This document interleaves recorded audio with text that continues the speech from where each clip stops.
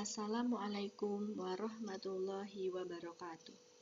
Perkenalkan, nama saya Feni Riza Haryani, NIM A2201856, kelas 5B PPKN, Universitas Muhammadiyah Surakarta. Di sini saya akan memaparkan materi tentang perencanaan, pembelajaran, dan pengelolaan kelas.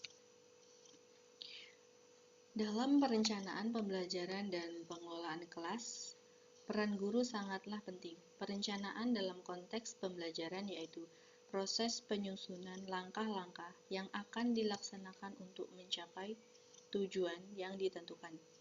Yang harus dilakukan adalah melakukan penyusunan materi pelajaran, penggunaan media, penggunaan pendekatan dan metode, dan penilaian yang dilaksanakan pada waktu tertentu. Seorang guru harus dapat mengembangkan perencanaan pembelajaran berdasarkan kurikulum yang berlaku dan dengan tepat memperhatikan kondisi dan kekhasan siswa, guru, dan lingkungan sekitar. Perencanaan tersebut dapat disusun berdasarkan kebutuhan dalam jangka waktu sesuai dengan keinginan pembuat perencana. Akan tetapi, lebih utamanya adalah perencanaan yang dibuat harus dapat dilaksanakan dengan mudah dan tepat sasaran. Seorang guru harus melakukan persiapan pembelajaran, yaitu kurikulum yang dirancang oleh pemerintah sebagai program pendidikan masih bersifat umum dan belum ideal. Kurikulum yang ditetapkan sangat mungkin kurang sesuai dengan konteks, waktu, dan tempat, serta kesiapan peserta didik.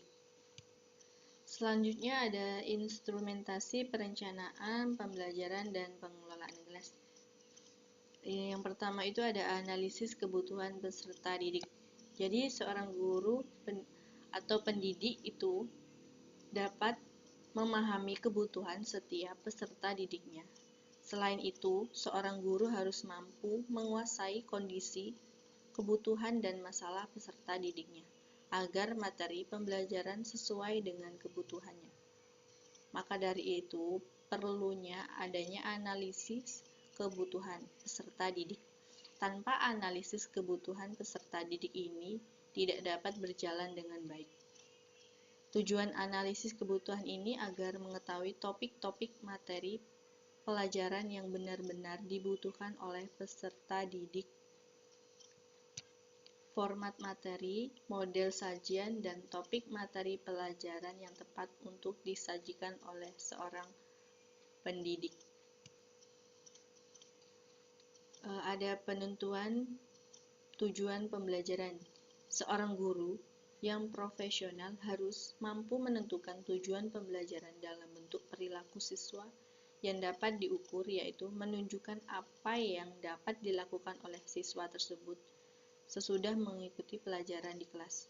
Tujuan tersebut untuk mengukur hasil pembelajaran dan juga menjadi landasan untuk menentukan metode mengajar dan isi pelajaran. Yang selanjutnya itu ada pemilihan bahan ajar. Seorang guru yang profesional dituntut dapat memilih bahan ajar yang tepat. Bahan ajar adalah sebagai alat bantu seorang guru dalam melaksanakan kegiatan ngajar-mengajar di dalam kelas. Bahan ajar atau materi ajar adalah suatu bahan atau materi yang akan dipelajari oleh peserta didik. Dalam melaksanakan kegiatan ngajar-mengajar di kelas, bahan ajar atau materi ajar adalah suatu bahan atau materi yang dipelajari oleh peserta didik dalam satu kesatuan waktu. Bahan ajar tersebut berupa konsep, keilmuan atau rumus-rumus, teori, tata cara, dan langkah-langkah untuk mengerjakan sesuatu, dan norma-norma kaidah, serta nilai-nilai kaidah. Yang selanjutnya itu ada strategi dan metode pembelajaran. Seorang guru yang profesional dapat menentukan strategi dan metode dalam pembelajaran. Mengapa demikian? Agar proses dalam pembelajaran berjalan secara kondusif. Karena banyak sekali macam dari metode pembelajaran seperti metode ceramah, metode diskusi, dan tanya jawab. Jadi, seorang guru dapat memilih metode sesuai dengan kebutuhan peserta didiknya, agar di saat pembelajaran berlangsung, peserta didik dapat menerima materi pembelajaran dengan baik. Yang selanjutnya itu ada kegiatan pembelajaran. Kegiatan pembelajaran adalah di mana proses seorang pendidik memberikan kesempatan kepada peserta didik untuk mengembangkan potensi mereka menjadi kemampuan yang semakin meningkat dalam pengetahuan, berpikir, berkarya, berimajinasi, sikap dan kebiasaan-kebiasaan serta keterampilan yang diperlukan oleh peserta didik untuk hidup bermasyarakat, berbangsa, dan berkontribusi pada kesejahteraan hidup umat manusia. Oleh karena itu, kegiatan pembelajaran diarahkan untuk memberdayakan semua potensi peserta didik. Dan yang terakhir itu ada penilaian hasil belajar. Seorang guru harus melakukan penilaian hasil belajar untuk mengetahui sampai mana pencapaian pembelajaran setiap peserta didik, karena setiap peserta didik itu memiliki kemampuan yang berbeda-beda dalam pencapaian pembelajarannya. Dengan begitu, seorang guru dapat mengetahui sampai mana siswa dapat memahami materi pembelajaran yang diberikan oleh seorang pendidik. Yang selanjutnya itu ada implikasi perencanaan pembelajaran dan pengelolaan kelas bagi guru atau calon guru. Implikasi dari perencanaan pembelajaran dan pengelolaan kelas adalah hubungan keduanya tentang bagaimana seorang guru itu mampu melaksanakan pembelajaran dengan baik. Dengan kedua tugas pokoknya ialah perencanaan pembelajaran dan pengelolaan kelas tersebut. Dengan perencanaan pembelajaran yang baik, komplit, dan akurat, maka dalam segi kognitif akan membantu siswa dalam memahami materi tersebut. Sedangkan adanya pengelolaan kelas, siswa dapat belajar dengan suasana yang kondusif, sehingga pembelajaran berjalan secara efektif dan efisien. Dan tentunya materi akan tersampaikan dengan baik kepada peserta didik.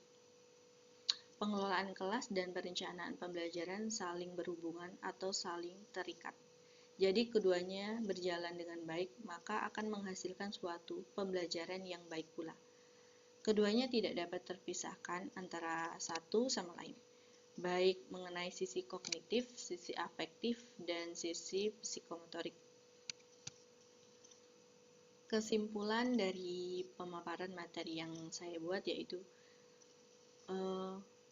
dapat disimpulkan bahwa sebagai seorang guru perlu melakukan identifikasi kebutuhan belajar peserta didik untuk memperoleh gambaran apa yang dibutuhkan peserta didik dan apa akan yang dicapai yang bertujuan agar peserta didik termotivasi dalam kegiatan belajar yang dirasakan menyenangkan. Sekian dari saya. Bila ada salah, saya mohon maaf. Wassalamualaikum warahmatullahi wabarakatuh.